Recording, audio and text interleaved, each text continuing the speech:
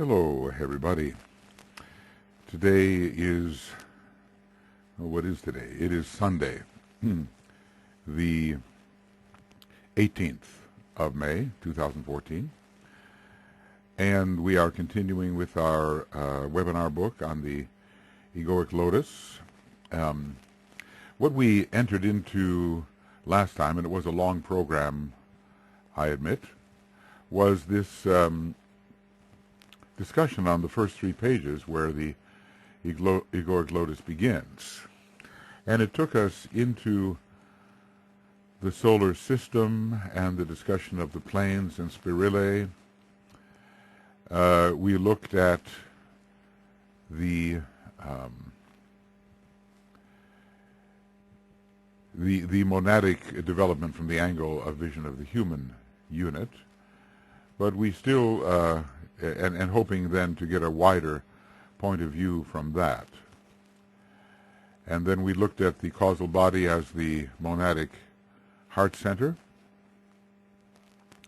and we entered the 12-petaled egoic lotus and began to analyze some of the numbers of the energies that are involved in this lotus. And overall we tried to understand the lotus initially from the point of view of fire, and not from, as DK says in the beginning, not in materialistic terms from the ordinary angle, as a vehicle of rarefied substance, containing within itself the 7th principle of each of the 2 lower sheaths of the microcosm and the mental unit. We discussed the whole idea of the permanent atoms either as principles or as containers or representatives of principles.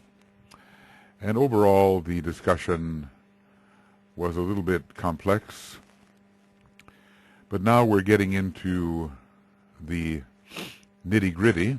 It's the way that DK initially describes each petal. Starting from about 539 of this book, Cosmic Fire. And also we'll be going into 822, and then we'll gather together under each petal all the relevant ideas, at least the ones that I can think of at the moment.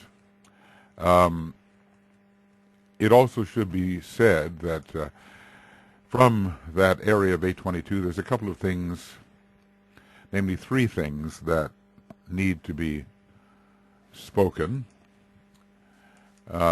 because they will help us in our discussion about the knowledge petals. These 3 petals are organized and vitalized. Notice the sequence of those words.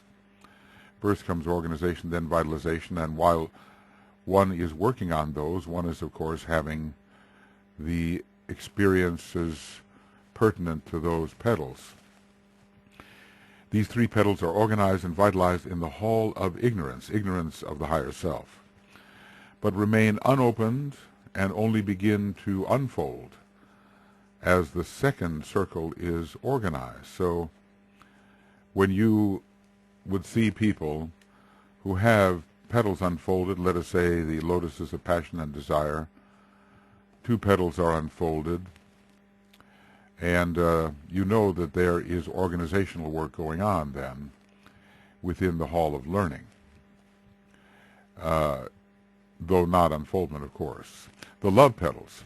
These 3 petals preserve the fundamental orange, but add the color rose in every petal so that 4 colors are now seen, the number 4 relating more to the 6 and 2 of the astral plane. These petals are organized and vitalized in the hall of learning, but remain unopened. So you can be working in this hall of learning, and the real opening does not occur until later.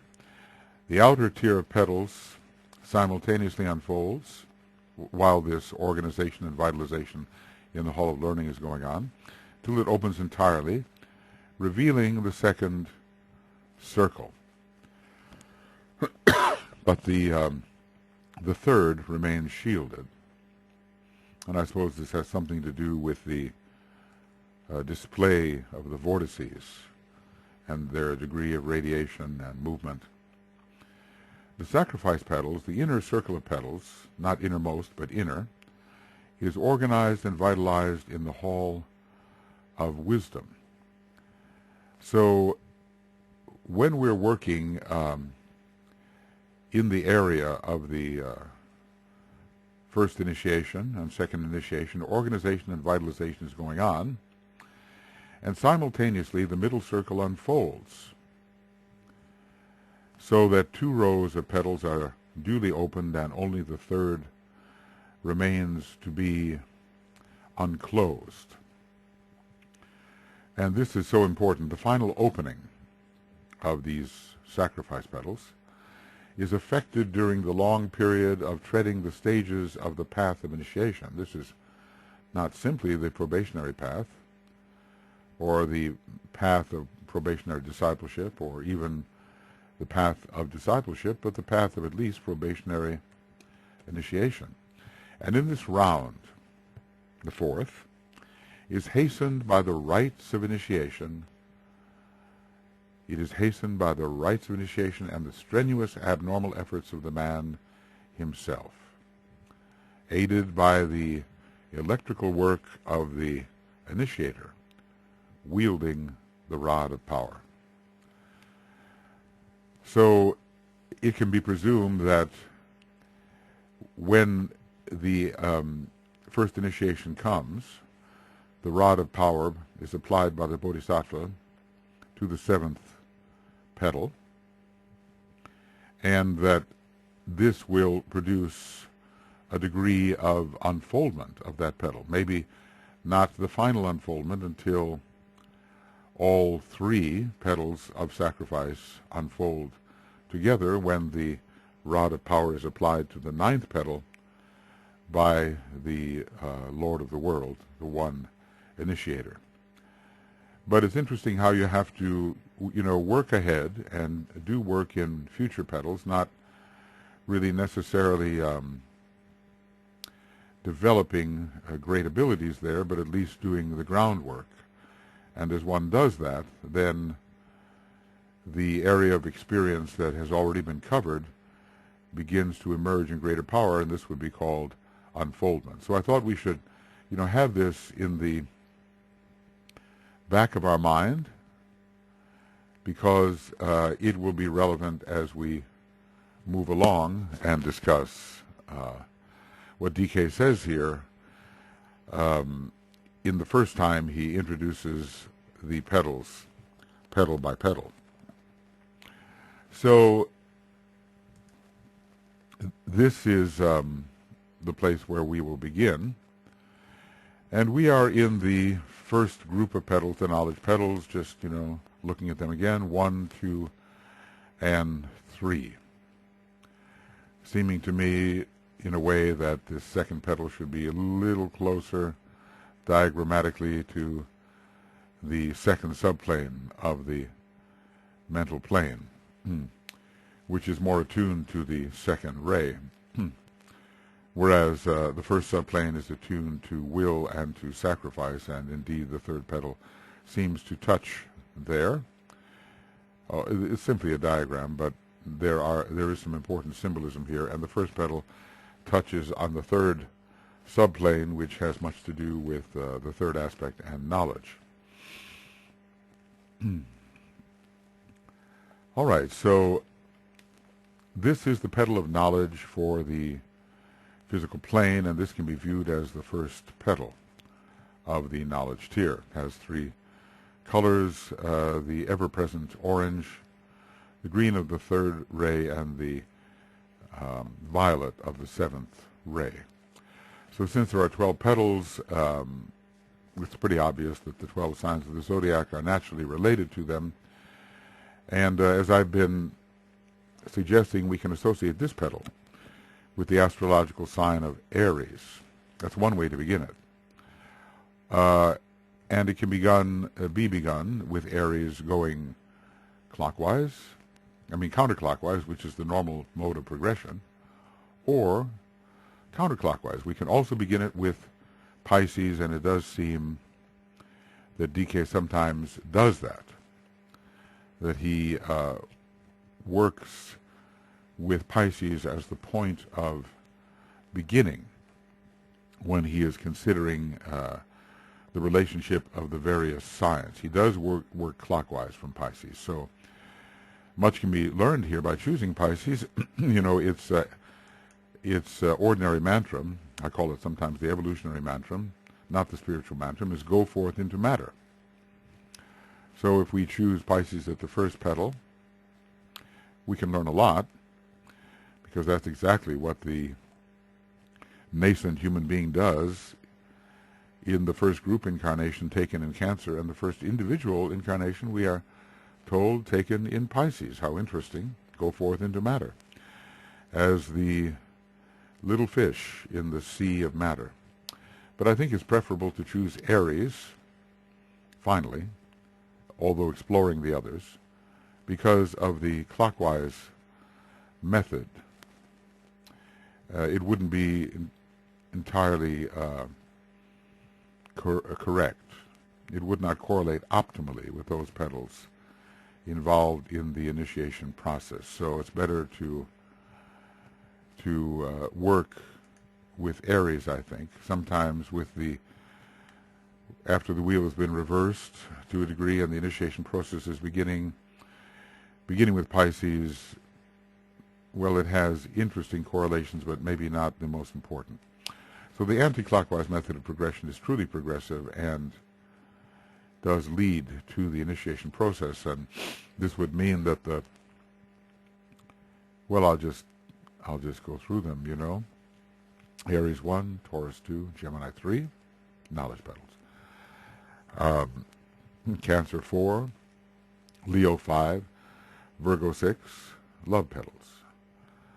Libra 7, Scorpio 8, Sagittarius 9, sacrifice petals. And then Capricorn, the first synthesis petal, then Aquarius, the second synthesis petal, and finally Pisces, the third and final synthesis petal in that sign of great synthesis, which is said to take from all the signs. Pisces takes from all the signs, we have been told on page 333 of Esoteric Astrology. So, yes, we can have Aries moving counterclockwise, and when the different signs are assigned to the various petals, much is learned about the potential of the petals. As I said before, I think later when I look at everything related to the single petal, I'll try to bring in as many signs as possible, showing how each could function in the type of experience and necessary action associated with each petal. Because after all, millions of years can pass in a petal, thousands in some others, and one is certainly bound to be born with probably all the signs of the zodiac featured in strength one way or another in the horoscope. So this first petal here of knowledge for the tier of petals represents the third subdivision or aspect of the third aspect, sort of a 3 sub 3, and it is the most deeply material petal. It represents man as a very physical being in the Lemurian stage. Maybe there were some kinds of inner contacts that were still possible, and a certain sensing of the solar angel which faded away in Atlantean period and maybe some of the early Aryan period. But generally the man was engaged with handling matter.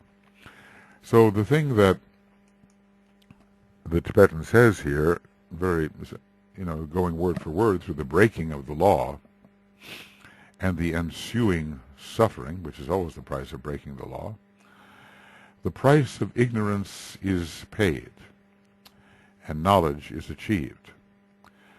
What we're dealing here with the knowledge petal, so knowledge of the world of the senses has somewhat to be gained, and generally it's through the school of hard knocks and by transgressing the lawful boundaries, by putting the unwary hand on the hot stove, that knowledge is gained through suffering. So the breaking of the law would, of course, zodiacally come under Aries, in which the planet of law, that's Saturn, it falls. There's always the idea of going beyond the proper boundaries in Aries, of breaking through, hence its connection with Uranus. So in the beginning, the man has a rampant instinctual nature. The ensuing suffering, of course, can be related to the sign Pisces, which from a certain perspective can begin. Pisces is perhaps the most long-suffering of all the signs. We can begin either way. And of course the impacts of the environment are so terrific. When you break the law, you are destroyed, you are killed. You're breaking the law of your own energy system, or you're breaking the law of the tribal groups in which you find yourself. If you try to walk on the air, you'll fall. If you try to breathe water, you'll drown. There's all kinds of ways that man has to be exposed to the elements in the hard way. Put your hand in fire, you'll burn. And you can't breathe when you're buried. The four elements can kill you if you don't know how to handle them. And that is pretty much what happens in this early material petal, associated in that way with materiality as the number 4. So some of the earliest human experiences are lived under this petal, and the mantrams, the Pisces mantram, go forth into matter, and the Aries mantram, let form again be sought, are both quite apt, because one keeps on, recarnating under the influence of instinct and desire, not in a very conscious way at all. So it's also possible to assign, we can go from Aries to Pisces in the 12 petals, but it's also possible to assign different elements to the 3 tiers of petals. And it seems quite appropriate that the earth sign should be assigned to the knowledge tier, water signs to the love tier, fire signs to the sacrifice tier, the mental petals, the fire of mind, and air signs to the synthesis tier. We have to remember that this inner tier was produced by the Buddhic energy along monastic lines, and that the element of air is associated with the Buddhic plane. At one point we're told the air is life, the air is God, something like that. What I'll do is reserve one of these for, I'll see if we find this. The air is life. Maybe not. The air is God. Do we have that? Oh, that's because it's not air, it's airy. The air is life. It's from the old commentary, and it has to do with the first formula relating to the Manual of Initiation in Dina 2. Deep in the tree, between the roots and flowers, the eye again is seen. The eye that knows, these are the summary of the eyes. The eye that knows, the eye that sees, the directing eye, one made of fire, one fluid as the sea, and 2 which look from here to there. Fire, water, and the earth, all need the vital air. The air is life. The air is God. We're speaking of what we encounter on the Buddhic plane and on the cosmic ethers, where true life is reached. So it is appropriate then to assign these synthesis petals to air, and there is a sense in which air is that which gathers all together, pervades all things, and gives the synthetic approach. So if we go with this perspective, we would be dealing with three earth signs of the knowledge tier, earth signs. In addition to the Aries, Taurus, Gemini, or going backwards, we'll do that later, Aries, Pisces, Aquarius, or going backwards, meaning clockwise, Pisces, Aquarius, Capricorn. There's another way to do it, and it would be Capricorn, Taurus, Virgo, in that order, beginning with the cardinal sign. It's the natural order, cardinal, fixed, mutable,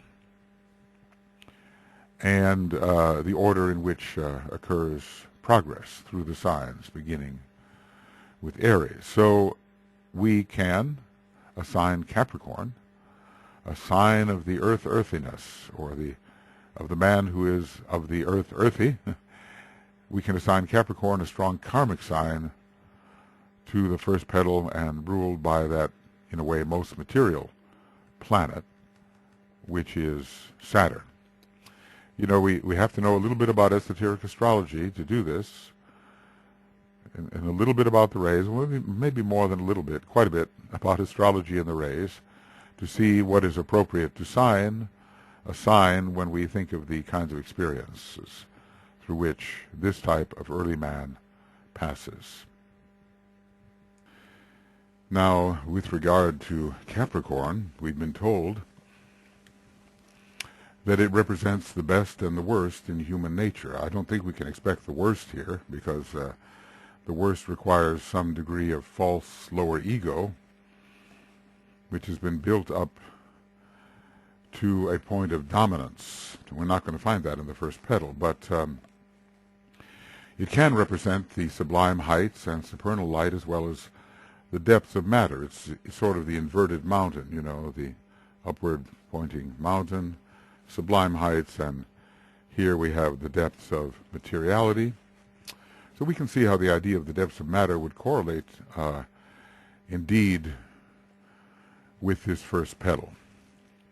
The man is of the earth earthy. He is the earthbound soul.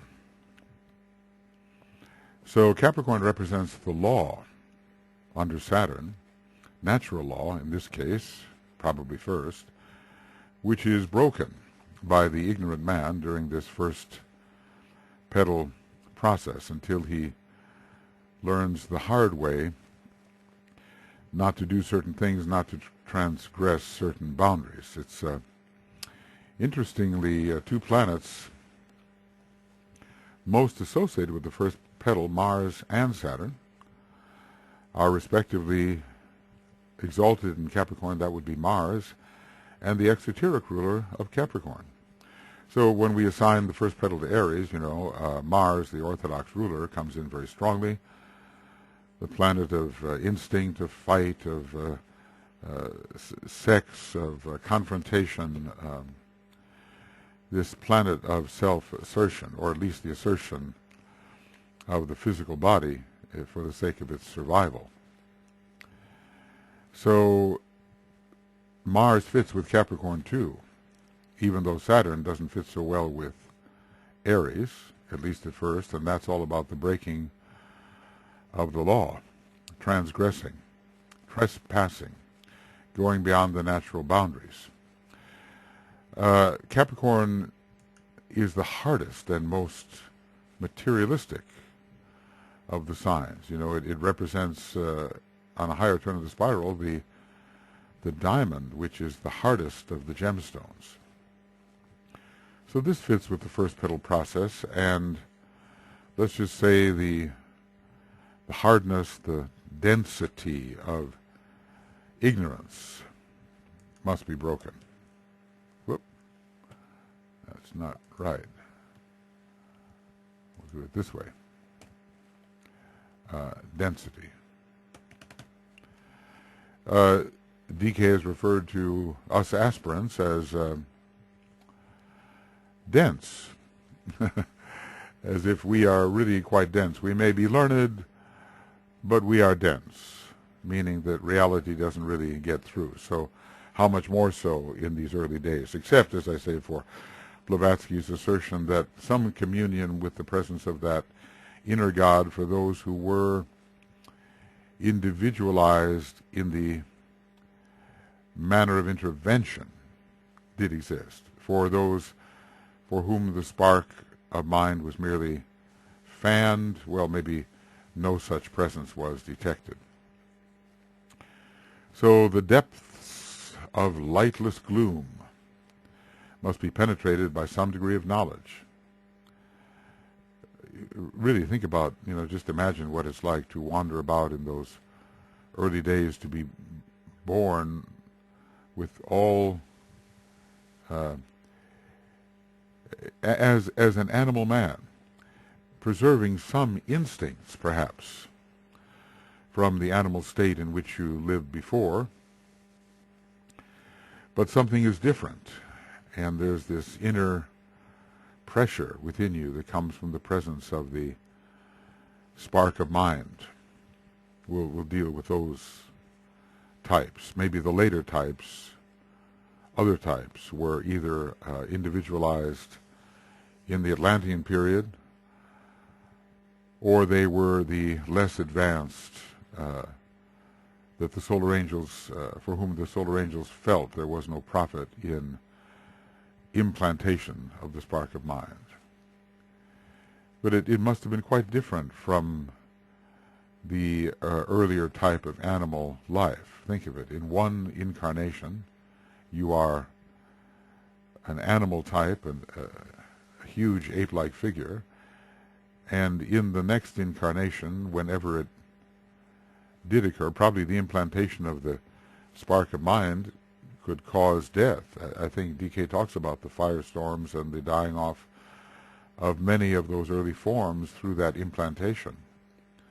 But then when you're born again, there it is. It's implanted, and you're having an incarnation not as a member of the third kingdom, but as a nascent, incipient member of the fourth kingdom.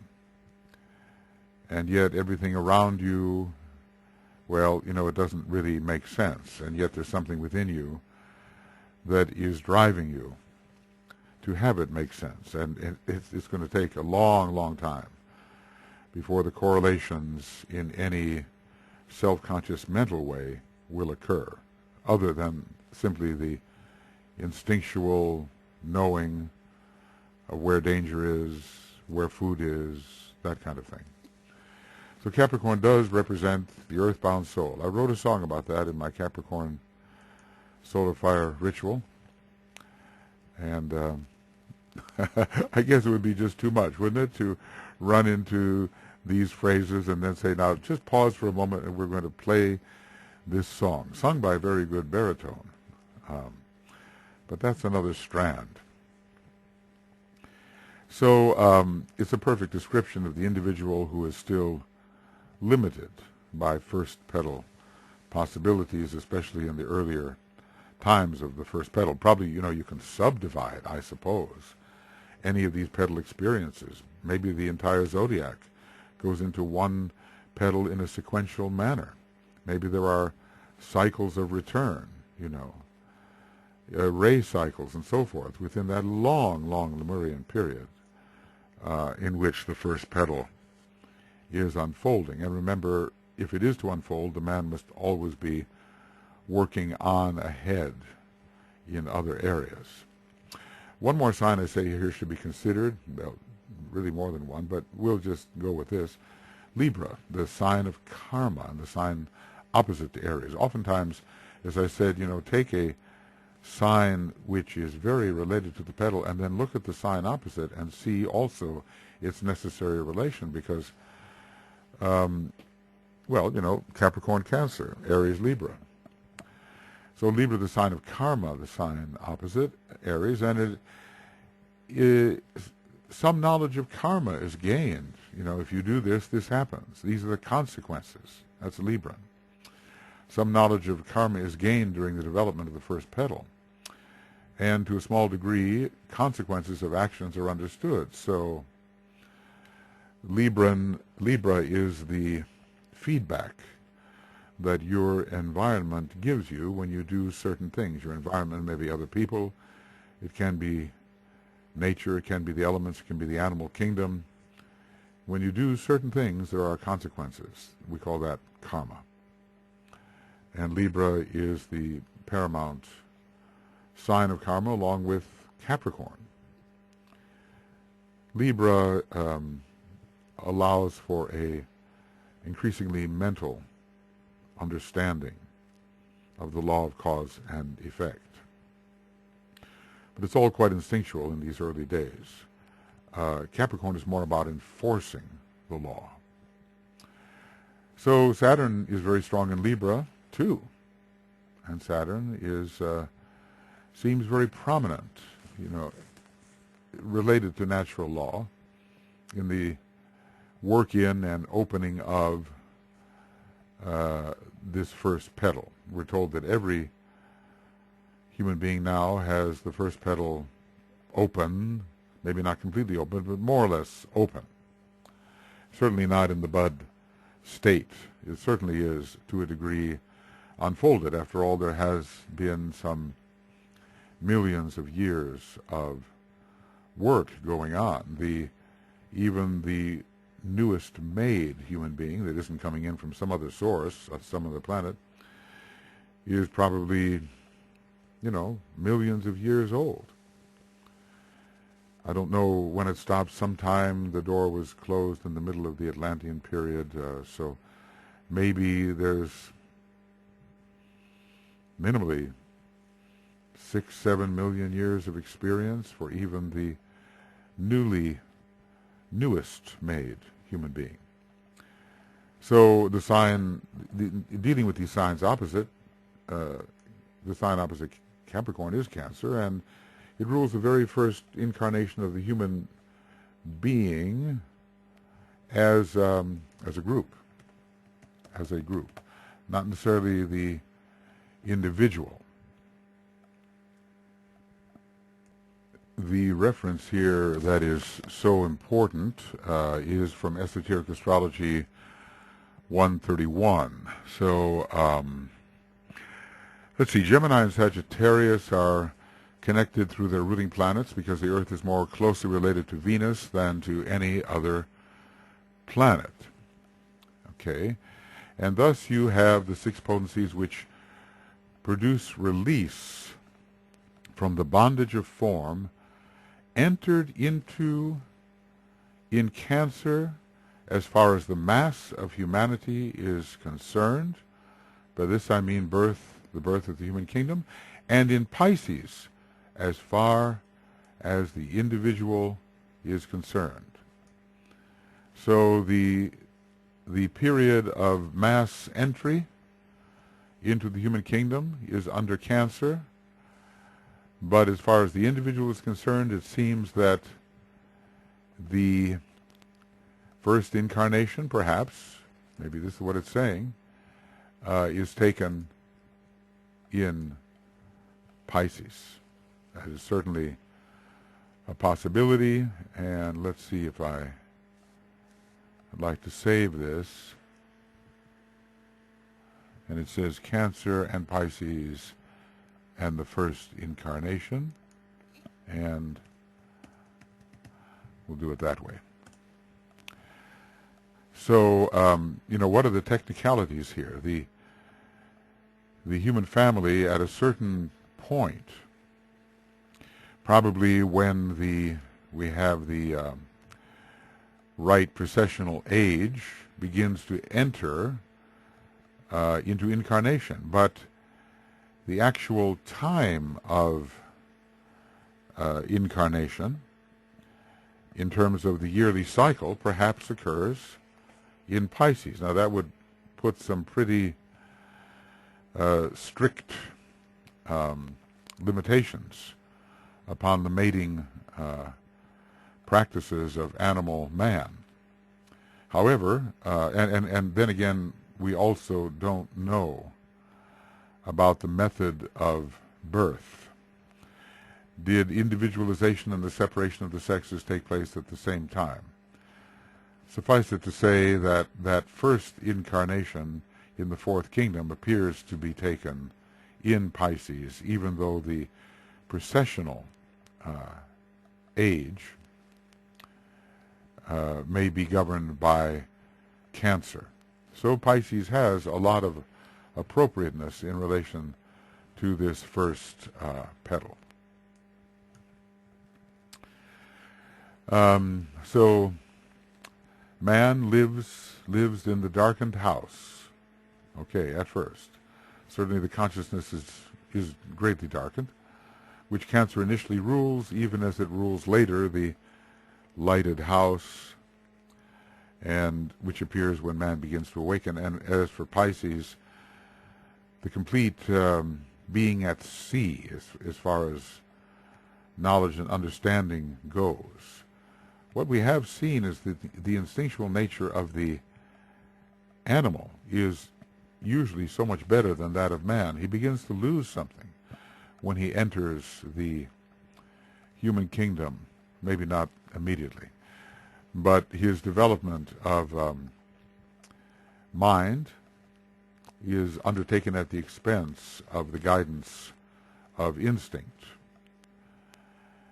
And the senses are no longer as sharp as they were, because the sixth sense of the mind is taking over. We sometimes wonder at how the eagle sees the way it does, and how the shark is able to smell from, catch the scent of blood from miles away, and the acute hearing of some of the other animals.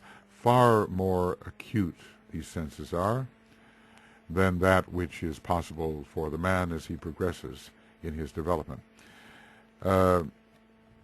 So Cancer, as the opposite of Capricorn, is distributing the third and seventh rays, which are described below as important to the first petal process. There's activity and there's rhythm. And of course, in the instinctual life is the rhythmic life, and he is released into this world that demands his constant movement to feed, to clothe, to protect himself. The third and seventh rays are strong. So Cancer as well is a deeply instinctual sign. The moon is the initial ruler and represents everything built into us from the past and accumulated in our memory. So this moon represents the deepest immersion of the spirit. And we can say that the moon is in detriment in Capricorn, so the demands of the environment certainly are not hospitable to the usual expression of the vehicles. But we are in real density here, probably a density so dense that we have forgotten what it's all about. And I wonder if we can reproduce in our lives anything like that kind of experience of density. We can say that Cancer, in which the mass incarnation took place, has a lot to do with the strictly physical elemental, as this elemental is so closely related to the moon. See, if you take the non-sacred planets and look at how they're related to the parts of the human being, we will say the dense physical vehicle is the moon. Earth is the etheric vehicle. These are the non-sacreds, right? Mars is the astral vehicle. Pluto is the mind, lower mind, and the entire integrated personality is the non-sacred sun. So the sun and the moon are extremes here in the personality mechanism, but the moon fits well with this dense instinctual life. There has been, when we look at Cancer, it's a water sign, but the moon part of it relates to land. The crab lives on the land, and the Neptune part relates to the sea, both on land and sea. Why is this law broken, the breaking of the law? Because the primitive human being is blind. Blind to the way his environment really works, and blind to what he really is and where he came from. He's simply existentially experiencing his environment.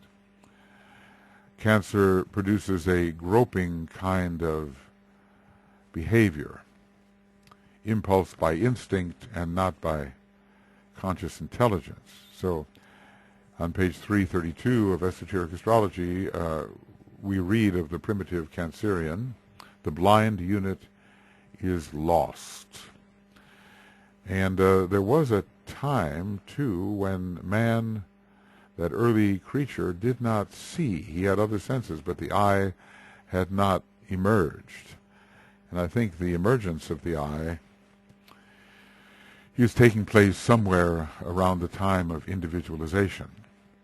So the Leo influence will have to grow stronger, and Leo is always associated with sight, with luminosity, before intelligence begins to show itself noticeably. And remember, we're told from the moment of Sagittarian individualization, we have 3 million years to wait, perhaps, before the man comes to himself and begins to really realize himself as a distinct unit of life. Things move so slowly in the early days, and there just aren't any human beings like that on the planet today. So even if we were to study the most aboriginal groups, even before the influence of modern civilization, we would not find what's being described here. You know, we can not anymore. So during the immense period of time during which this first petal is stimulated, organized, stimulated, unfolded, and fully opened, and probably it should be in this order. I believe this is how DK uses it: organized, stimulated. The organization seems to go first. The man will be born over and over again in all the signs of the zodiac, and under them all, I mean, in millions of years, it would seem to have to be the case, unless there is such strict control of the mating seasons that people are only born in certain signs. But I think, while that may be more or less true of the animal kingdom, I think because of man's intelligence and his use of it, it becomes decreasingly the case. So there is the sense here that each of the 12 signs will have something to contribute to the development of the human being in this first petal stage. And the same could be said for the development undertaken as a number of petals are organized and unfold. Though, let us see about the final 2 petals of the 9.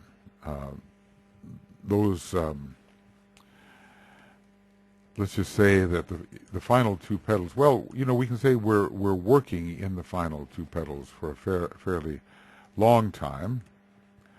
We work in them for quite a while, but the unfolding can take place in the same life or the next.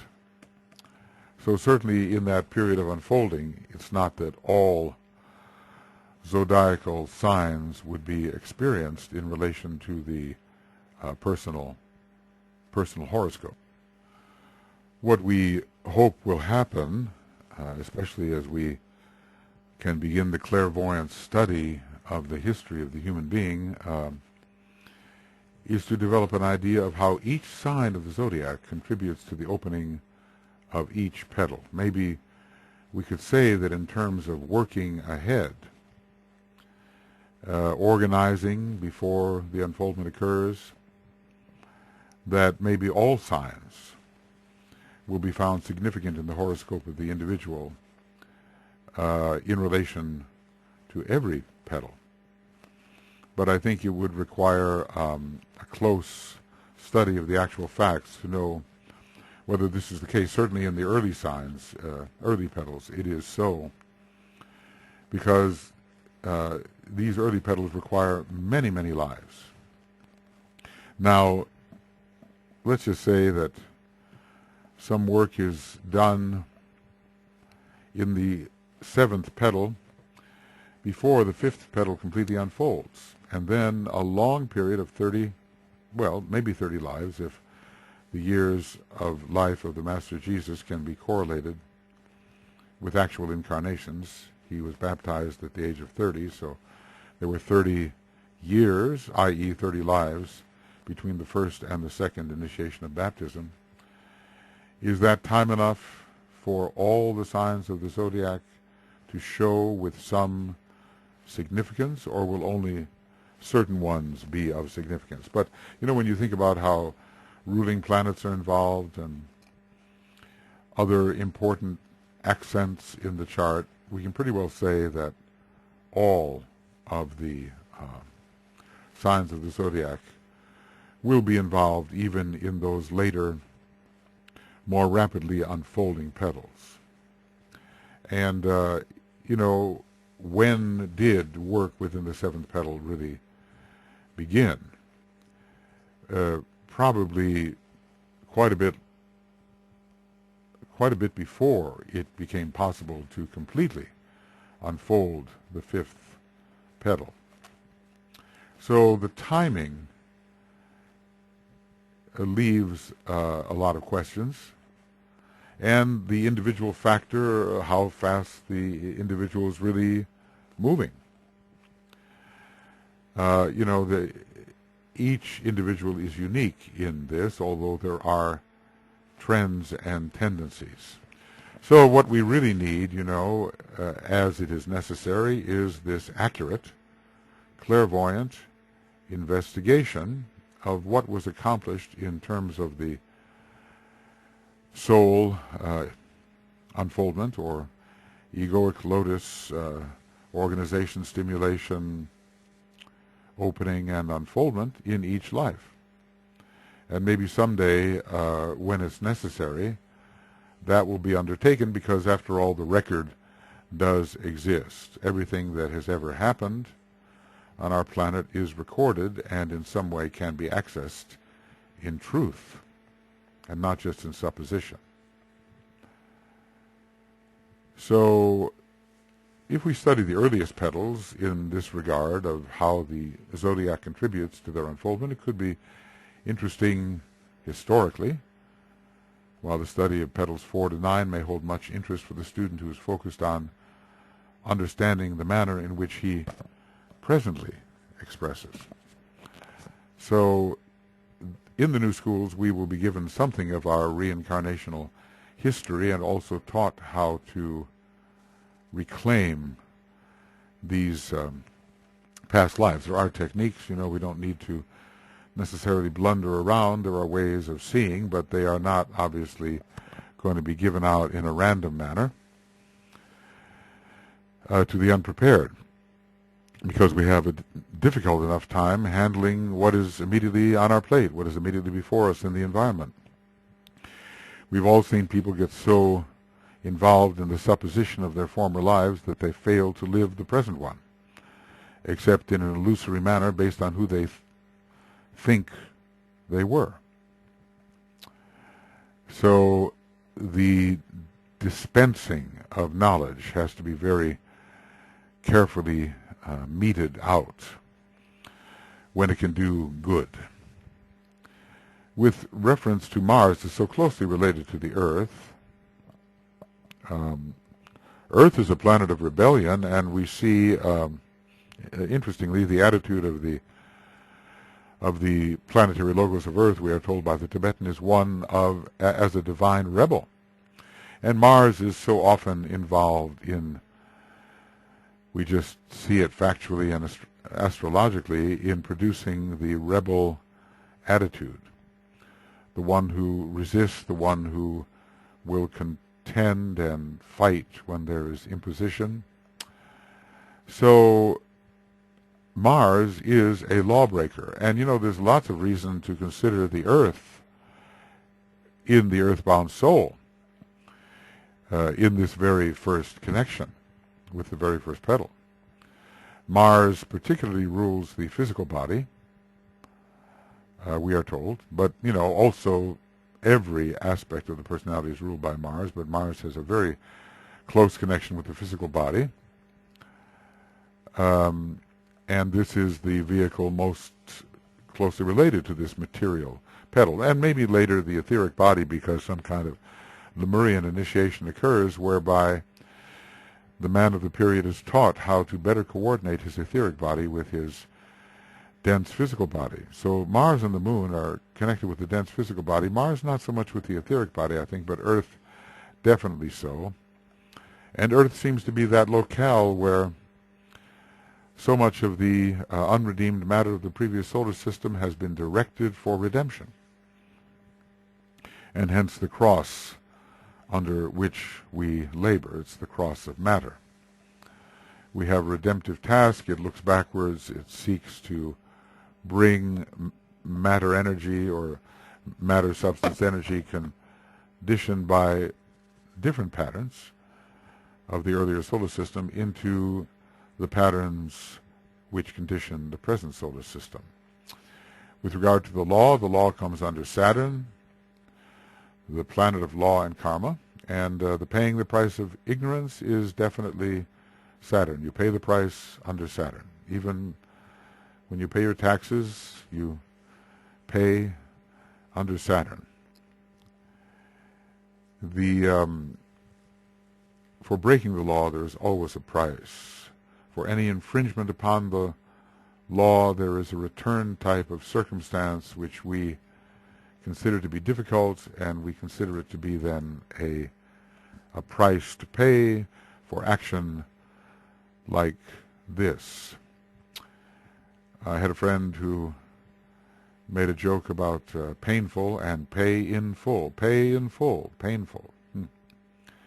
So everything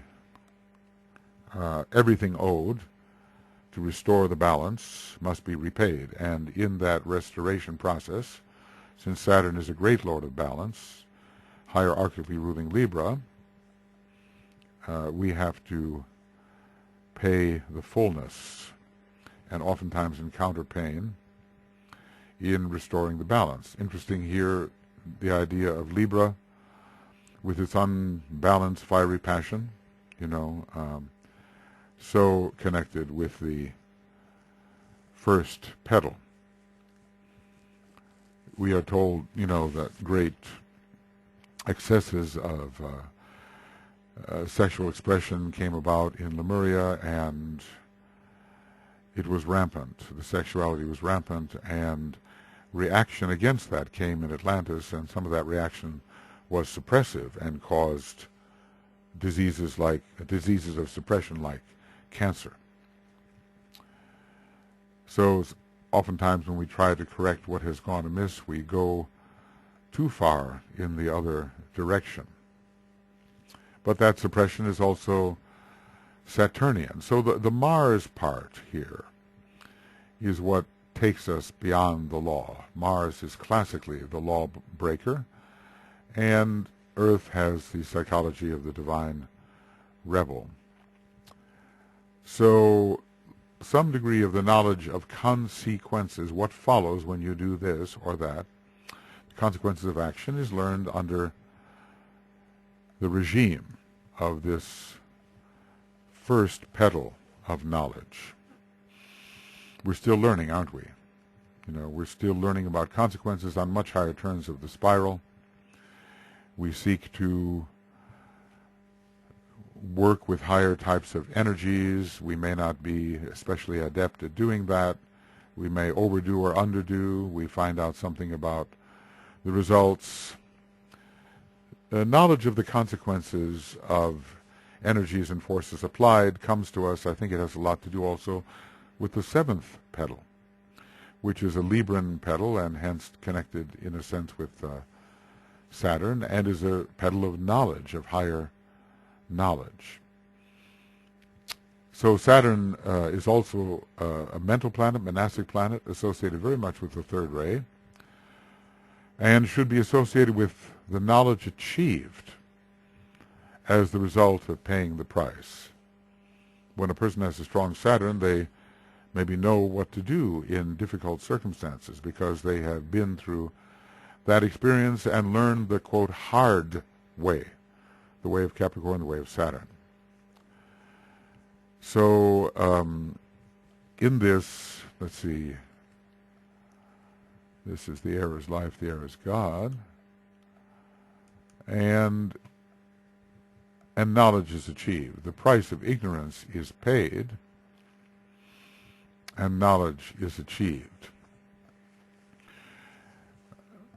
We come forth in ignorance, and we have to use some sense of the knowledge of cause and effect to understand what is happening. That fifth ray through orange is found from the very beginning. It's in every single petal. How interesting. So it really points to man as being a monastic being and acquiring knowledge through experience.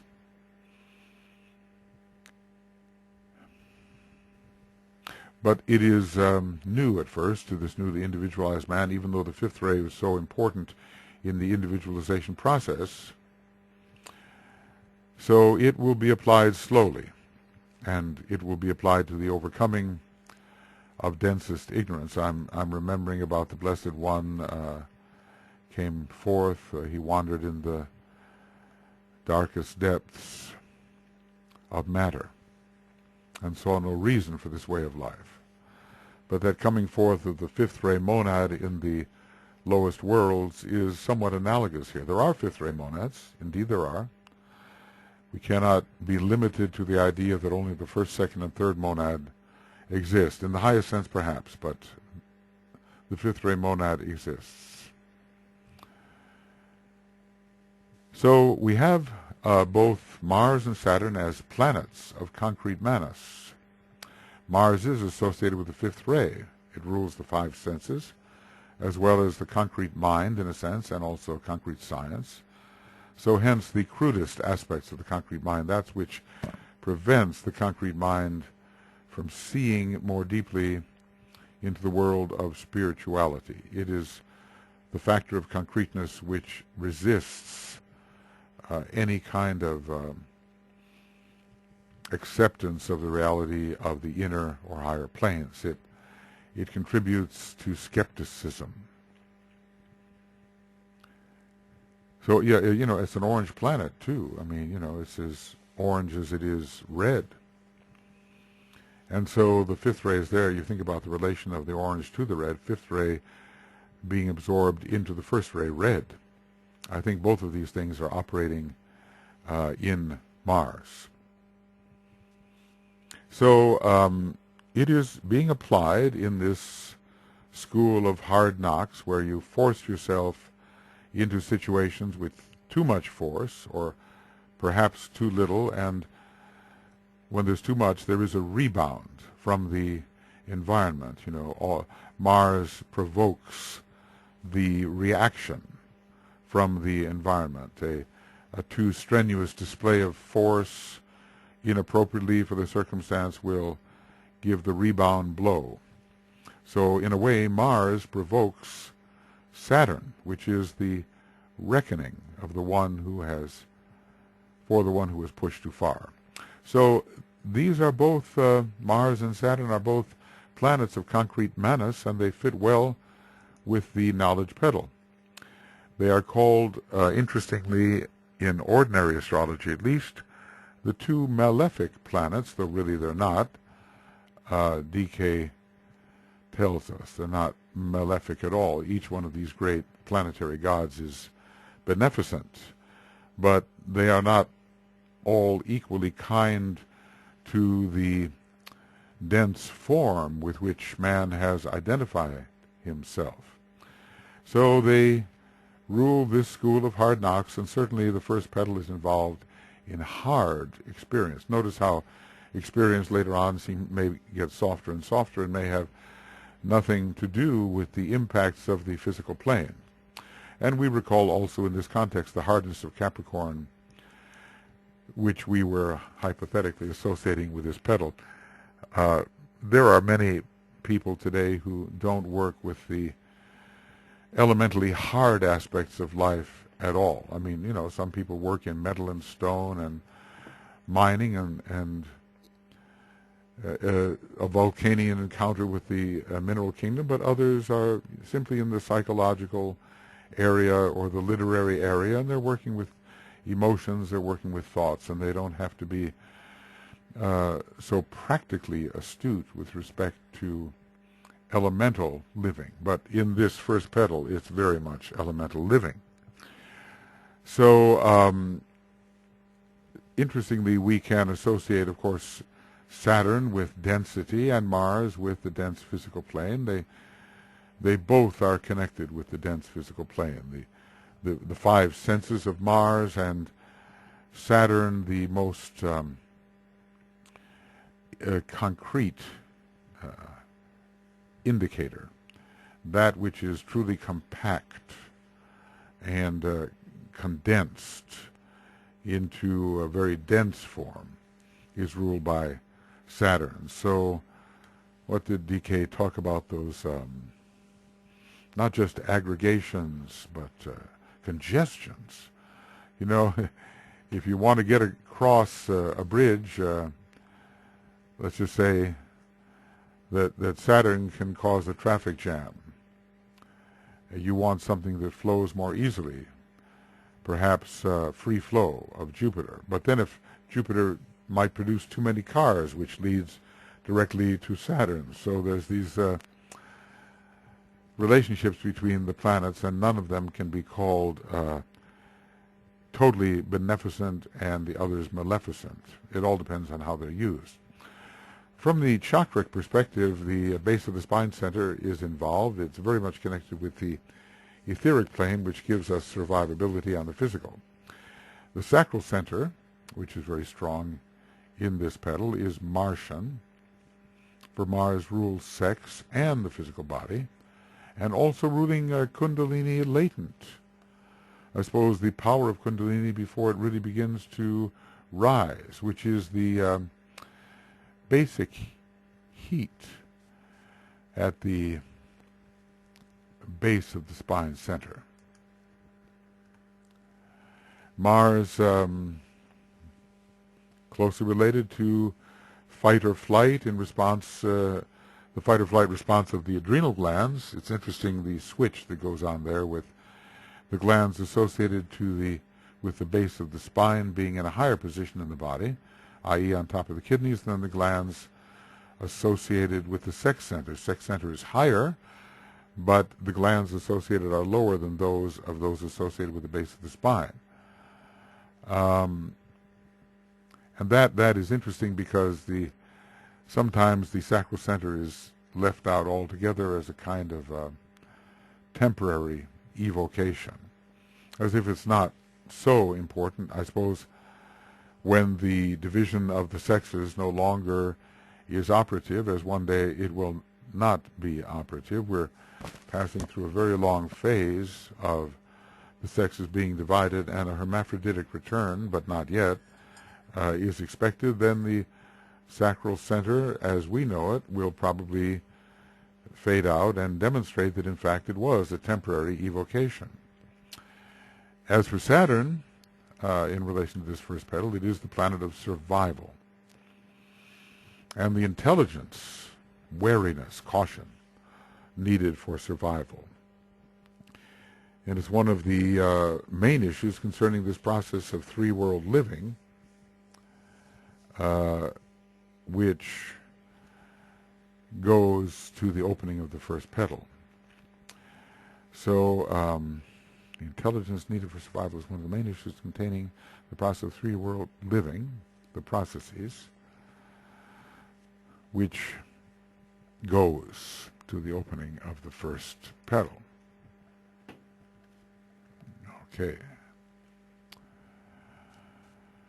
So there's all these different ways in which the planets involved are somehow appropriate to the experiences. I mean, we would have to, I suppose, I hadn't thought of this before, but many root races, or sub-races, let's just say, many sub-races will be involved in the long history of the early petals. We sometimes just say, okay, it's Lemuria, but Lemuria had its different sub-races.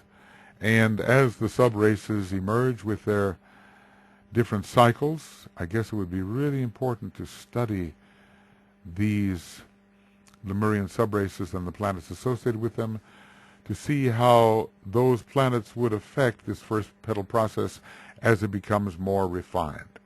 And maybe this is easier to do in relation to the second petal, as it seems that in theosophy at least, the nature of those root races is better defined. I'm not remembering exactly what they are right now, but I've read about them, you know, and the an early form, a Semitic form and Toltec form,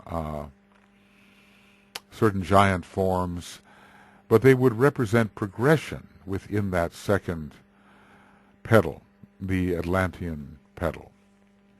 So we have Saturn for survival, and, you know, how to just stay in physical form on this planet, how to survive.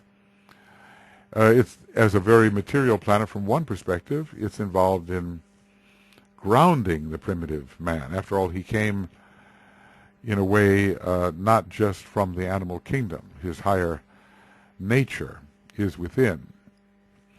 So there are some interesting associations with Saturn placed at the base of the spine and anchoring the man in material world.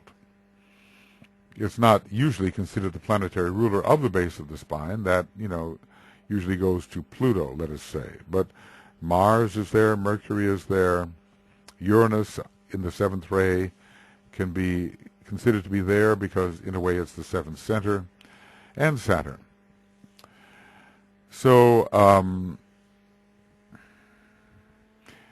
can we connect Saturn to the sacral center? Well, in the production of concretion, perhaps. Concrete, physical form, all of them relate to Saturn and the production of definite forms, but there is where the moon's relation to Saturn comes into focus. The moon is definitely one of those planets which is connected with the sacral center. And, you know, we can't forget Earth. In all the first three petals, especially petals 1 and 2, Earth will be a prominent influence. How to reckon with the Earth astrologically is not yet fully decided, but it's on its way. So it definitely is an etheric connection. Kind of interesting how the base of the spine has the same symbol as the Earth, and the base of the spine is actually related more to the etheric plane than the dense physical. And when you see the astrological analysis that DK offers of the Earth and its role, it is connected with the ether. It's divided into 4, and there are 4 ethers. So there are a number of associations there which really seem to hang together quite well. So Earth is found ruling at the base of the spine center because the analogy holds. Our Earth is said to be, or will have that function of the base of the spine center of our solar logos, and hence its generic connection with the base of the spine, which has the same number of petals and the same symbol as the Earth symbol, the quadrated circle. Earth represents physical weight and earthiness and captivation by the instinctual life. So that's all part of this first experience. The physical forms of man were huge at that time, and I think they've been called like great tabernacles of clay, and ill-favored and not very beautiful yet. And all of this has to do with the type of creation that was possible in those early days, but they were gargantuan forms.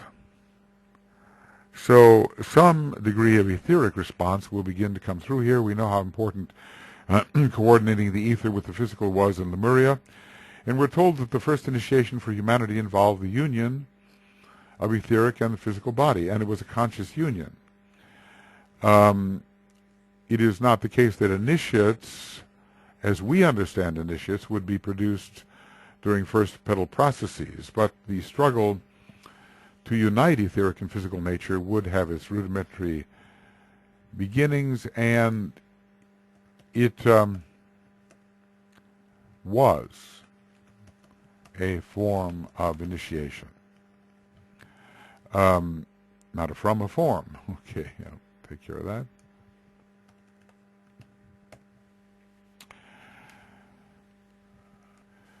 Then we should also look at the planet Vulcan, which, even though an undiscovered and sacred planet, will have its effect, as we have seen in its various mythological representations. So it has its place there. It's oftentimes associated with the moon, especially the moon is said to veil Vulcan in the very early days. And it represents a kind of, I think we can call it the stubborn obduracy of matter, its instinctual insistence, or we might even say instinctual resistance to being changed. So it's sort of the will of matter to be exactly what it is and to do what it is instinctually inclined to do, and we could call that, in a way, instinctual inertia.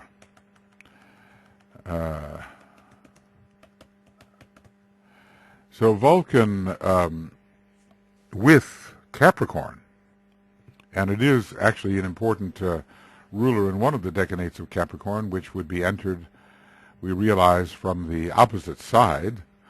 We're entering from 30 degrees in these early days toward 20. So in that third decanate, it's really, in a sense, a first decanate. It fits with Capricorn. It's a signal of the hardness of this lengthy period and the strictly earth-bound physical processes which characterize it. We know, Vulcan is closely related to the mineral kingdom, and man has a lot to do with the mineral kingdom in these days, somewhat with the plant kingdom and certainly with the animal kingdom. I think mostly there is a tendency to hunt and to seek food from the animal kingdom. But maybe the gathering also is part of the story. One doesn't know what kinds of plants there were in those days and what kinds of fruits there were. But the hardness of life is coordinated with Vulcan, and we know that Vulcan works with the hammer to bring the hardest matter into the shape intended by the will and by the design of the mind who wields the hammer. So we can really, it's man himself that is being shaped up by the hammer of the soul, by its rhythmic impacts, we might say. So the moon, which rules the physical body and which corresponds to the influence of Cancer, must also be mentioned, and it's so closely, the moon and Vulcan are so closely related. We have to bring this in, relationship of the moon to Vulcan, with moon veiling Vulcan in the primitive man, or how does he say it, undeveloped man. So the moon had great power in early days. I think it had even greater power before individualization than it did in those days, but still more in those days than it does now. It is a receding figure, and we're told by the seventh round, and we don't know whether that means a scheme round or a chain round, it will be entirely dissipated and will no longer act as a drag upon the earth scheme. So the moon, which relates so much to physicality of the dense kind, had an important place, and it really was, I think, a much bigger figure in the sky, and it has lost a lot of its mass. Yeah, let's see if we can find this. Might be interesting. The moon and, let's see, moon, seventh round. Let's see what it says here. I wonder if well, it's not there. Here it is. This will be interesting. Every moon is occultly a point of corruption, or that which is passing off in noxious gases. The transmutation of the form has been proceeded with, in their case, to a point where all that represents vital energy has left, all solar life has passed off, no remnants of pranic energy remain. Just that which pertains utterly to the third aspect without the vitalization of the second aspect, or the vital aspect of the third aspect. And that which is to be seen is simply the decay of the physical body. A decay which is proceeding on etheric levels as well as on physical. And you can have etheric levels without prana. The decay of a moon has as great an evil effect upon all that contacts it as a decaying body on earth has upon its surroundings. We might say the source of disease, right? It is occultly offensive. It will be more truly apprehended when the etheric double of our moon is studied. As the moon becomes small through the process of disintegration, its effect upon the earth will be correspondingly lessened. And this stage will be paralleled by a consequent greater freedom from evil impulse of the sons of men. Better conditions among the animals will be another result above all else, and the dying out of that which is noxious in the animal kingdom, maybe the poisons perhaps. By the time the seventh round is reached, the evil effects of the then moon, which will have, to all intents and purposes, have practically disappeared, will be finished. During the fifth round, men will discover how to neutralize any remaining effects through scientific achievement and knowledge of the necessary sounds and mantrams. And thus much evil will be offset. Sounds like the Black Lodge is going to have a hard time. The etheric moon is included in these remarks. The greatest effect of moon conditions is to be seen working out predominantly in the terror and present distress in the animal kingdom. Okay. Now let's see. I think that is pretty well the one we want to look at. There's also moon much larger, or larger, maybe larger. There seems to be something here perhaps. Let's see. Let's see. The moon once was the body of the expression for one of the logoi. The earth now is, and the cycles change continuously. Well, that's another one. And no, well, there is a reference. And the reference, let's just see, moon, ancient times. Let's try that. Informers of the race. Yes, maybe here in esoteric astrology, maybe here.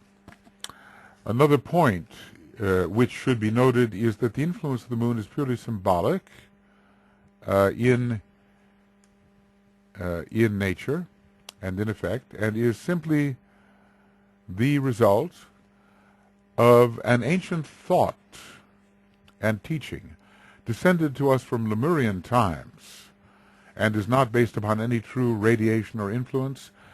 Now, this is the one. In those far-off times, antedating even Lemuria, and constituting in Lemurian days simply an ancient tradition, the moon appeared to be a living, vital entity. So even in Lemurian times, it was simply a tradition.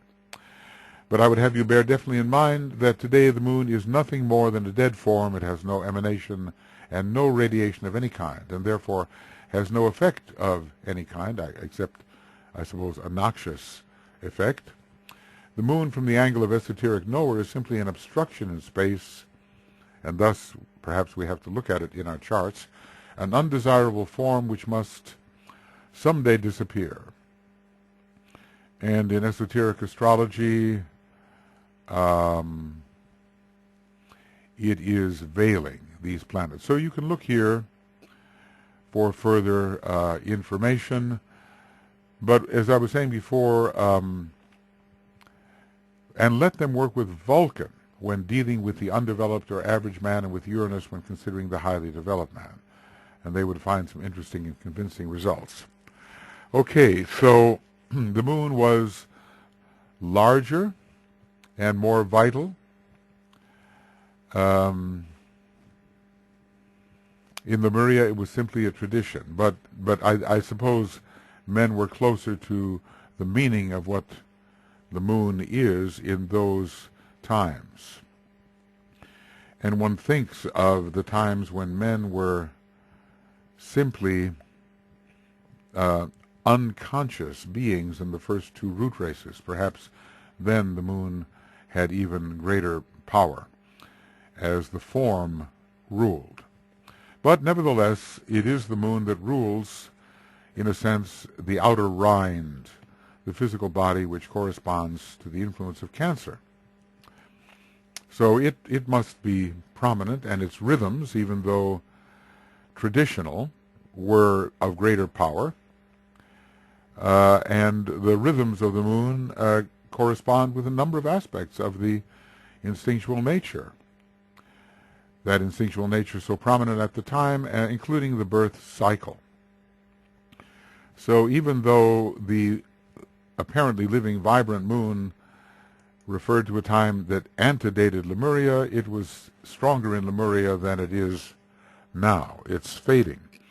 And we know that in the fifth round, now, as I say, what kind of round? Will it be the fifth round of our particular chain, which is a chain round, or will it be much, much later in the process and be a scheme round? We are in, I think, both on our planet, the fourth scheme round, and that fourth scheme round is focused on our fourth chain, in which there is a fourth chain round. In Venus, the fifth scheme round, I think, has occurred or is concluding, and that will be it for Venus, because the necessary advancement through form has been accomplished due to its unusually rapid progression.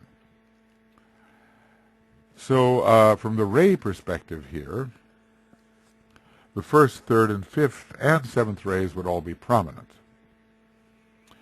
The first and third rays can only be involved astrologically, because at this stage of development, none of the rays of aspect can play a part of the ray chart. Well, maybe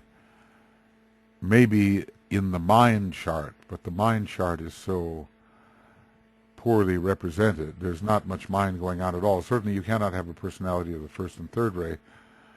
That comes only later when intelligent man is developing and when the process of initiation is approaching. The first and second ray cannot be the personality ray except for those who are aspiring, or should we say on the path.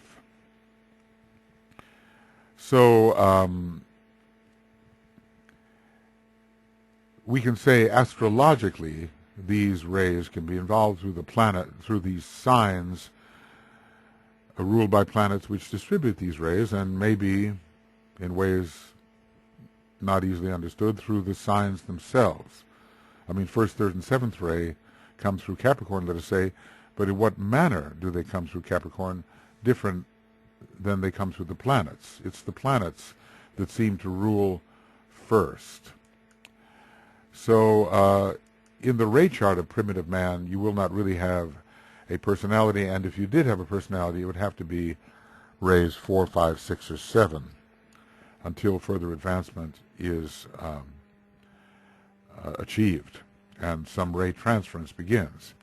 So ray 1 has to do with survival, and it rules the base of the spine. You know, just keep anchored, keep there, stay in incarnation. That is built in to animal forms, and it was certainly built into the animal form of man. So it's the instinct to prevail over adversities, and I suppose it will be highly developed, even if unconscious. And there will be an inherent instinctual selfishness, which can only be associated with ray 1. I mean, what a man conceives himself to be is pretty much in the body which he perceives. Nothing else, although, you know, probably some experiences of being out of the body did occur in those early days. I think they occur very much for the Aboriginals in Australia, and they refer to it, I'm no expert here, but as the dream time. And so they have an identity outside the physical body as well, some kind of astral connection. The real thickening of the consciousness of early man and its densification occurred only later, says HPB.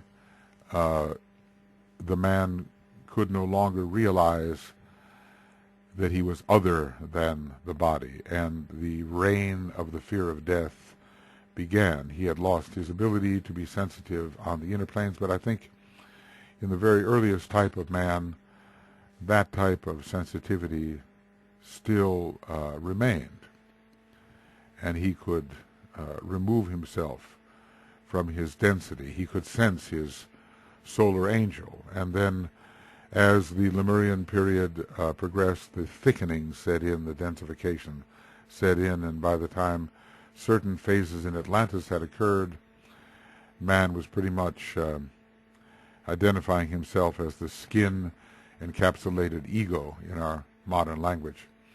The third ray will show itself as animal cunning and the ability to begin to learn about the environment, circumstances, and consequence. So this ray is also associated with Capricorn and with Libra, both of which have a role to play in first petal processes, the karmic payback and the law, as we have discussed. And we must also remember the numerology. This first petal of knowledge tier represents the third aspect of a tier representing the third aspect. So the number 3, though at this point, you know, hardly related to abstract thought, is inescapably present. We're moving around the environment, we are learning, we are escaping, we are using our rapidity to hunt and to gain food and so forth. We are learning.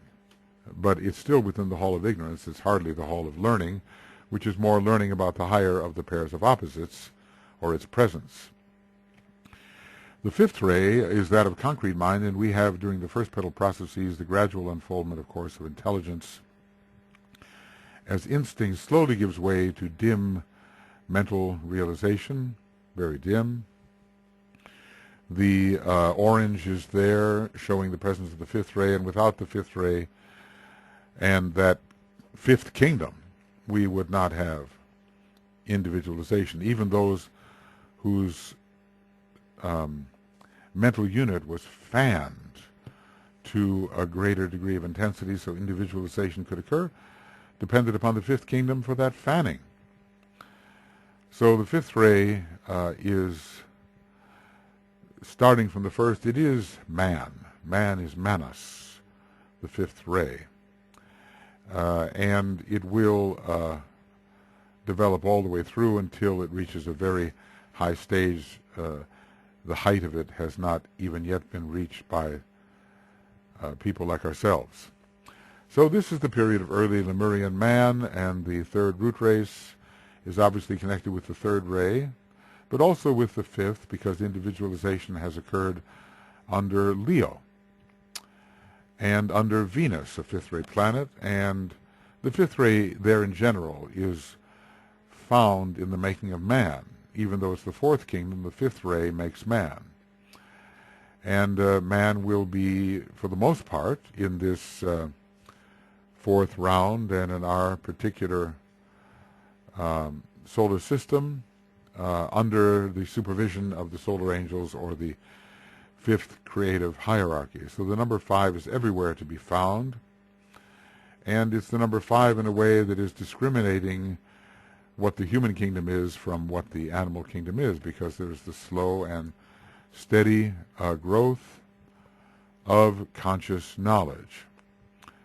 So many 5s necessarily make first petal processes very dependent upon the nascent development of the fifth ray, which reveals, among other things, the true nature of cause and effect. Now, he deals a bit more with that at the fourth petal, but this idea of being able to relate cause and effect in a conscious manner belongs to the human kingdom and not so much to the animal kingdom, although there is a kind of instinctual recognition there of this follows that. So hence we learn consciously in this first petal the consequences of action. Libra, a karmic sign, teaches consequences, as I've said, and has for its exoteric ruler, and we can only talk at this stage really about exoteric ruler of the signs involved in man, exoteric ruler Venus, which transmits again the fifth ray and sheds light upon the results of actions, which are often initiated blindly in Aries and relation to Mars. So you just do something because you feel like doing it, you know. You have the impulse, Martian impulse, Orician impulse to do something, and then you see the results. After a few times you begin to see the results, the consequences under Libra and the fifth ray, and then from that time on you know that if this action is done, that consequence will follow. So cause and effect thinking, however primitive it may be, begins at this point. As for the seventh ray, well, the primitive rituals and of the bodily cycles control man. So natural rhythms, so the seventh ray rules all kinds of rhythms, are expressed, and life is lived to fulfill the cravings of rhythmic appetites. Appetite for food, procreativity being paramount, sex being paramount, and the seasons. Also, man is very subject to the seasons. Now, modern man is much removed from that because we have built fortifications against the rhythms of nature. We may be about to be overcome at this point by the disruption we've caused in the elemental kingdoms, but that's a different matter. It also happened in middle Atlantis and later as well. HBB tells us about a number of floods, not just one, and they were all pretty big. Perhaps the first great flood. Well, one of the it was about 870,000 years, 800 something thousand years ago. Read Philip Lindsay's Hidden History of Humanity, and he has the details there. The idea, though, is that the seventh ray is active, and we see that in the Aboriginal cultures. The seventh ray is very pronounced, and there are certain taboos involving the seventh ray. You know, you do this at this time, and you don't do that ever, or you don't do that at a certain time, otherwise the consequences will be grave. So we keep our life ritualized, and it is therefore safe. It is a type of magical thinking that occurs. If certain patterns are observed, certain results will eventuate. It's not really yet fifth ray scientific thinking, which actually studies cause and effect. It may simply be based upon having observed that a certain pattern was contiguous with a certain result. That pattern may not really have been related to the result, but it is often adopted as if it were related to the result. Well, ritualistic living is strong in the primitive groups, and we've broken down a lot of that in our modern society, but I think it's going to be coming back as we understand, for instance, the spiritual value of full moon approaches. The study of the heavens, the effective study of the heavens, will bring back a certain timing into our life. And there are many rituals built into society that we hardly pay notice. I think weddings are very ritualistic, funerals, senior proms and dances, in high school. We have our cyclic rituals even today, but in those days they were done as much to protect and to survive as for any other reason,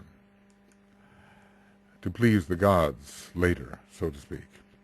So, again, these petals of the first tier, called petals of the first circle, they open up over such a long period of time that all the rays, again, just like all the signs, all the rays, either working out in the ray chart of the individual, or at this stage almost exclusively through the astrological influences, would have their part to play.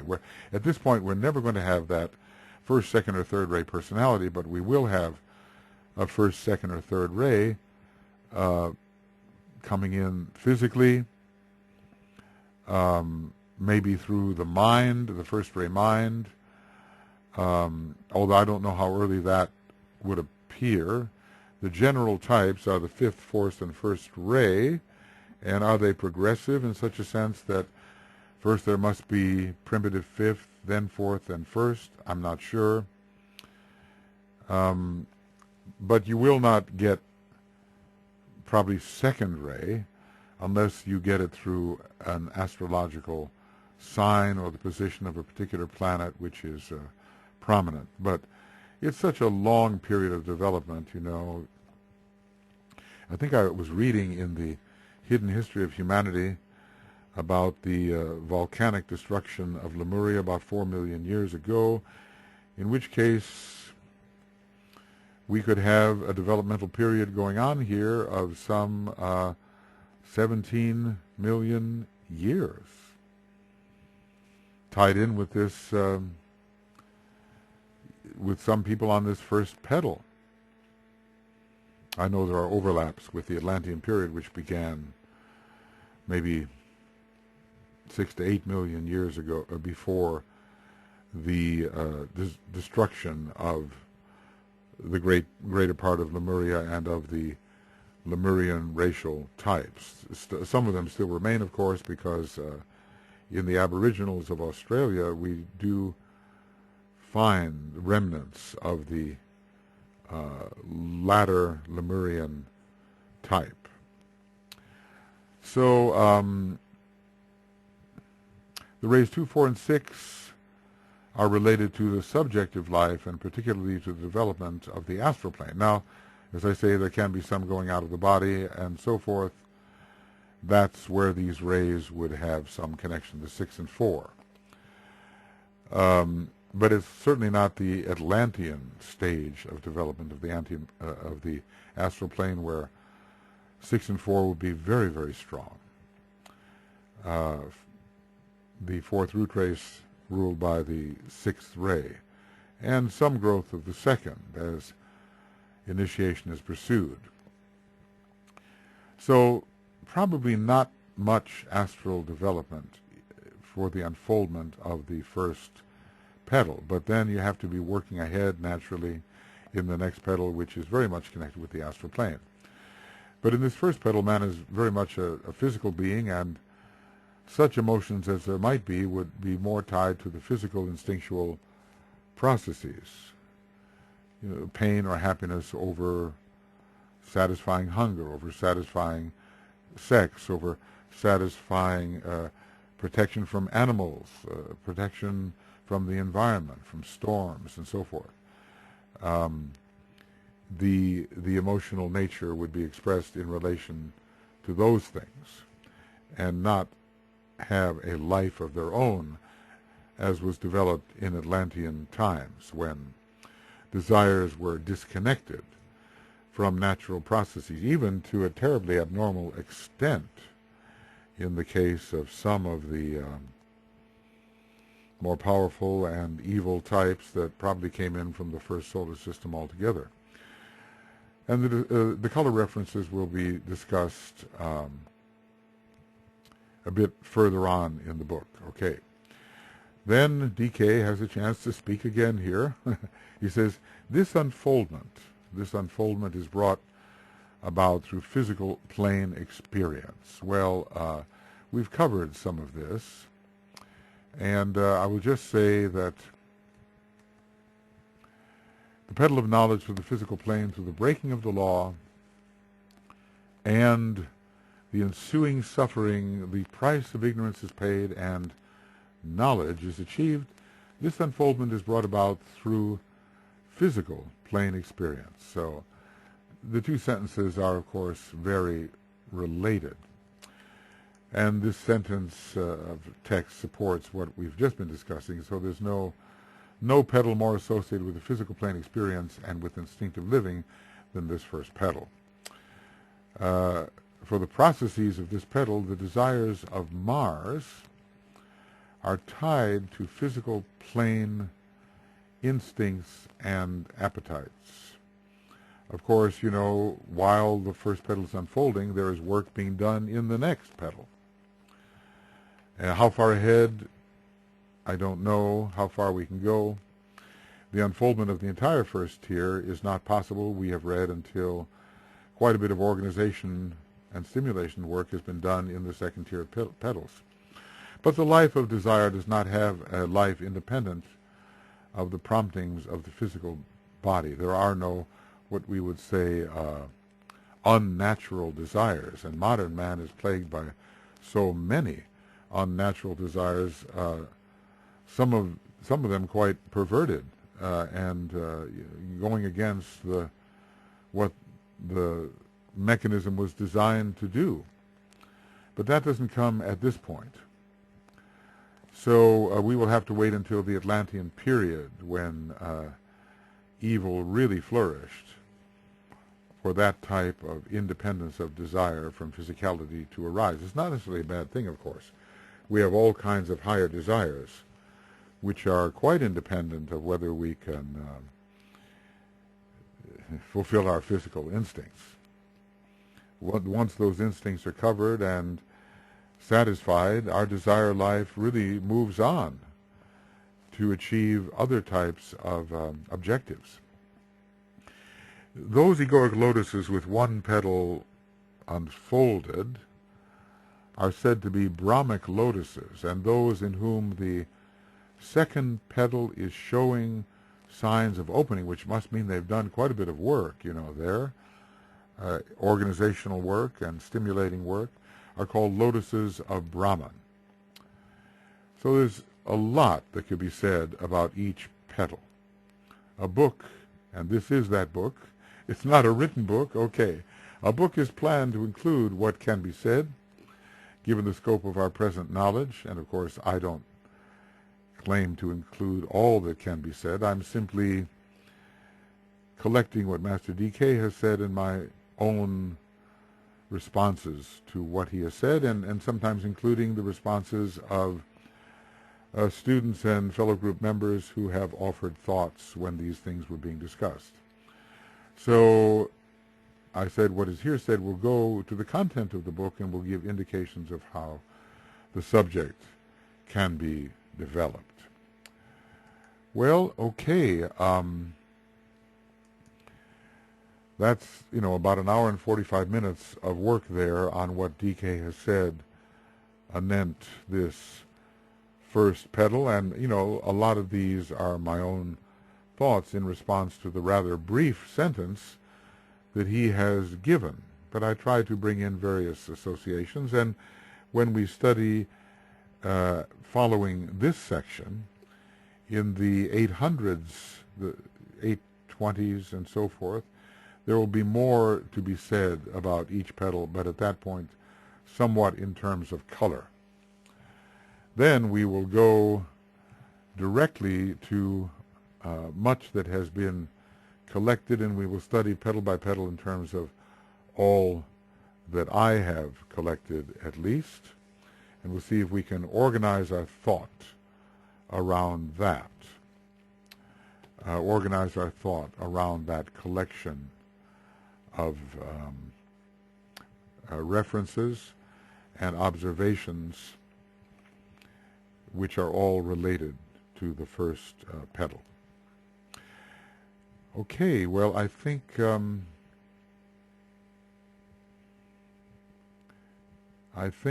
not necessarily going to do it in such a way that each petal gets its own program. But perhaps under the circumstances, this would be a good thing to do, because I know it's somewhat easier for you to deal with a shorter program than a longer one. So let's call this the end of Egoic Lotus Webinar Commentary, Program 22. Well, we're really on page 539, and we have not moved beyond that. We're on page 539. Program 22, it'll be 1 hour and 50 minutes or so. Well, let's see. I think we can work on the Great Invocation together. I think that's a good way to end. And our page number is TCF 539. There are just so many. Is it legitimate to use the Egoic Lotus, this esoteric structure unfolding within our energy system, as a hub for the gathering of many things related to the unfoldment of the human being? There are these laws of the soul. They are so very important. And they will be applied at a certain stage of human development. But they range across soul development. So the very first law, the law of sacrifice, is even operative for the soul's direction of a human being that doesn't know where that direction is coming from.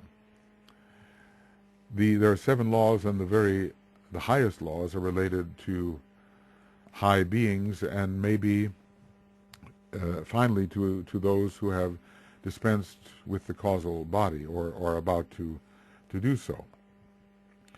We have the techniques of integration. When is integration really occurring?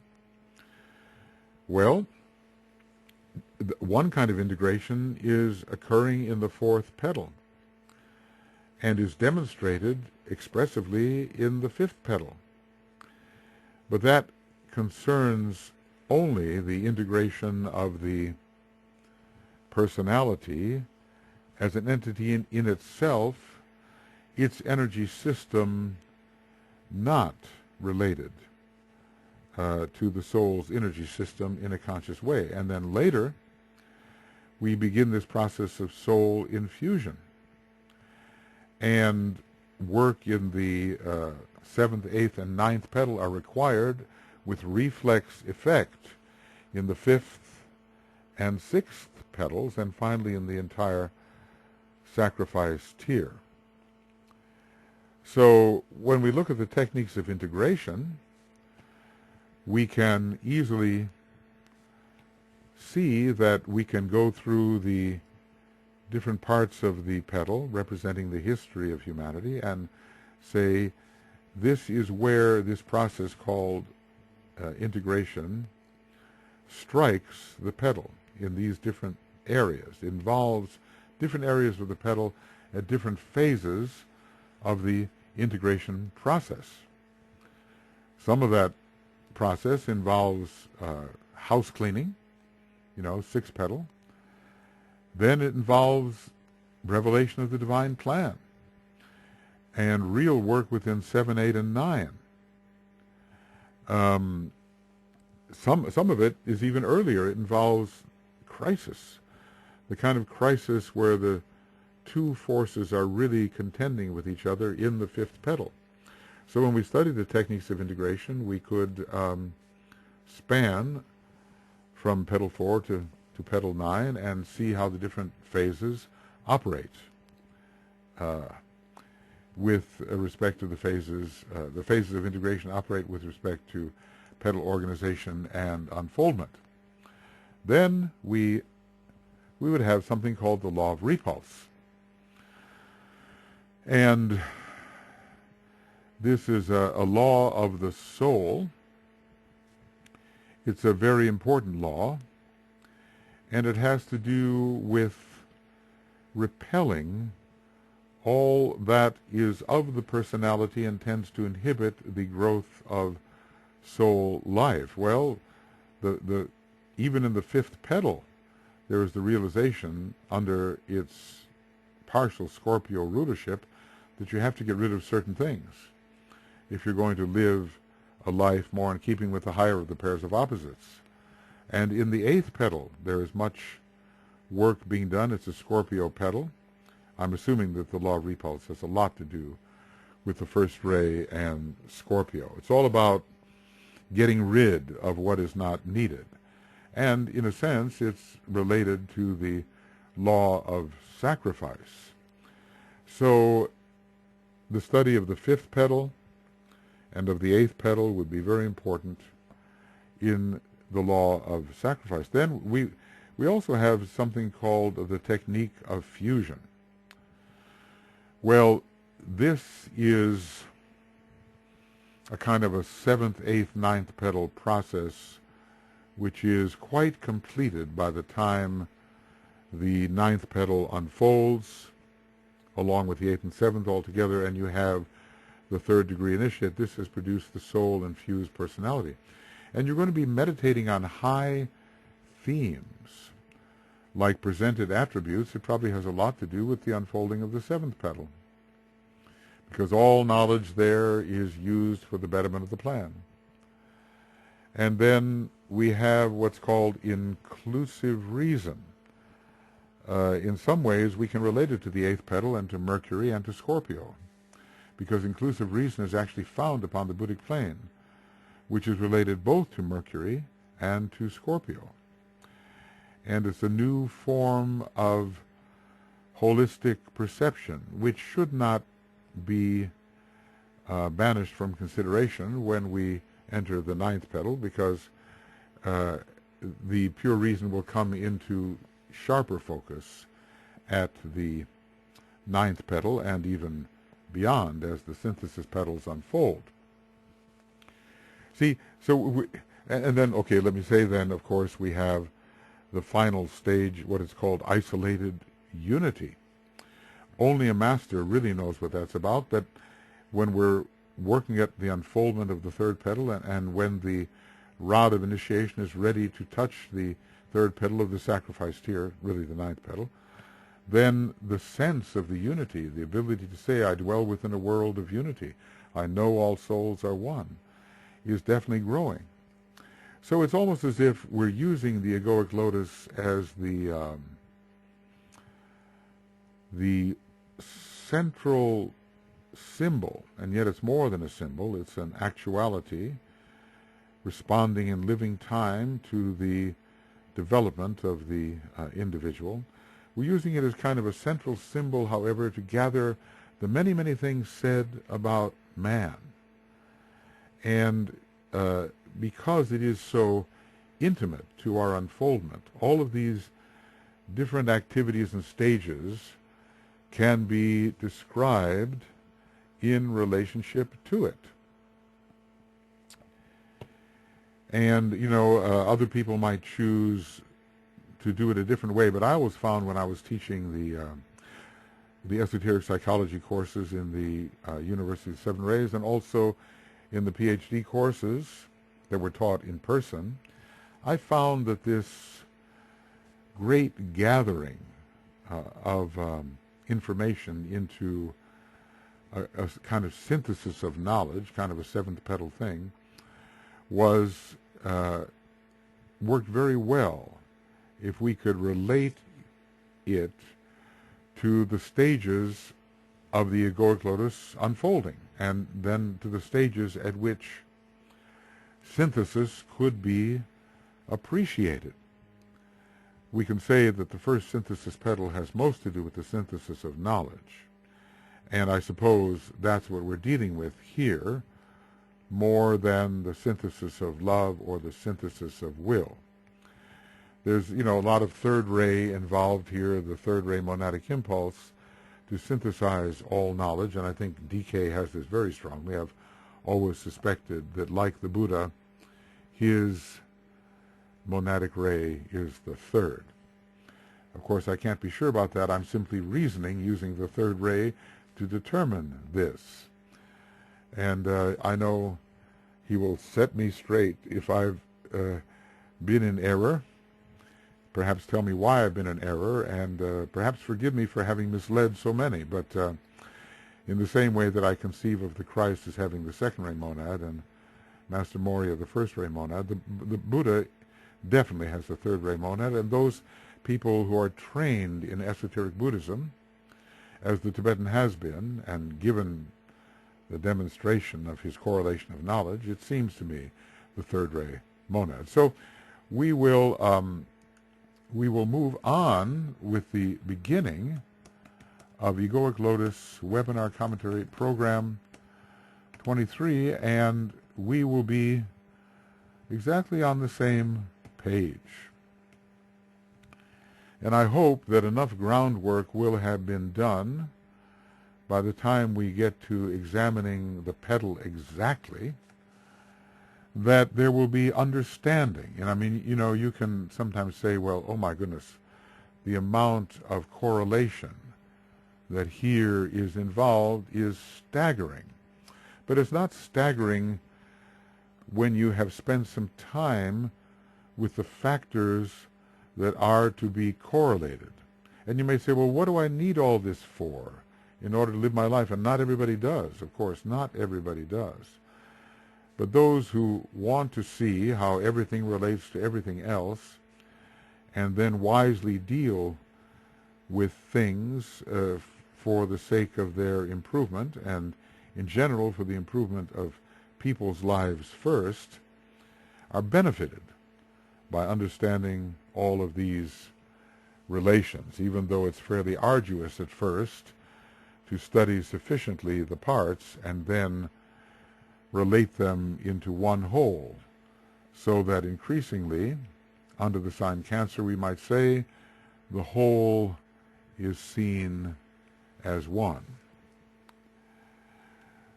Okay, friends, I managed to take us to 2 hours. Don't know how that happened, but I feel a little bit more rounded off, bringing us to 2 hours. So good, we will go on with program number 23, and we have 11 petals to go. But really, DK didn't. He talked somewhat about the synthesis petals. We'll get into it, but he didn't talk about them one-to-one. We will get into that, and we'll talk to you soon. Okay. On we go.